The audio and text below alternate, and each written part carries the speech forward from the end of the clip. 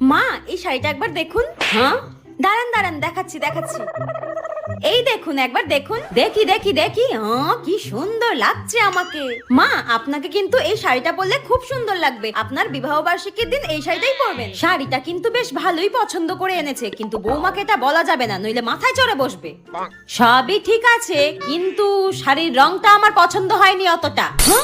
মা আপনার এই শাড়িটা ভালো লাগলো না? কি করে পছন্দ হবে? মনে তো হচ্ছে শাড়িটা তুমি ফুটপাত থেকে তুলে নিয়ে এসেছো। শাশুড়ি না, তুমি কি আমাকে দামি শাড়ি দেবে? কিন্তু মা এই শাড়িটা কিন্তু আমি নিইনি আপনার জন্য, আপনার মেয়ে পছন্দ করে নিয়েছে। আর টাকাটা যদিও আমাকে দিতে হয়েছে, কিন্তু পছন্দটা কিন্তু আপনার মেয়ে করেছে। না রে মা, না রে মা, শাড়িটা খুব সুন্দর খুব সুন্দর। এই বোমা, তুমি আগে বলতে পারোনি আমার মেয়ে শাড়িটা পছন্দ করে আমার জন্য নিয়ে এসেছে? আমার মেয়ে কি কম দামি শাড়ি নিয়ে আসবে আমার জন্য? একদম কথা বলবে না তুমি আমার সঙ্গে। সব সময় আমাকে অপমান করতে পারলেই বাঁচেন, তাই না? নিজের মেয়েকে এবার সামলান। এই জন্য বলে বেশি পাকামো করতে নেই। হ্যাঁ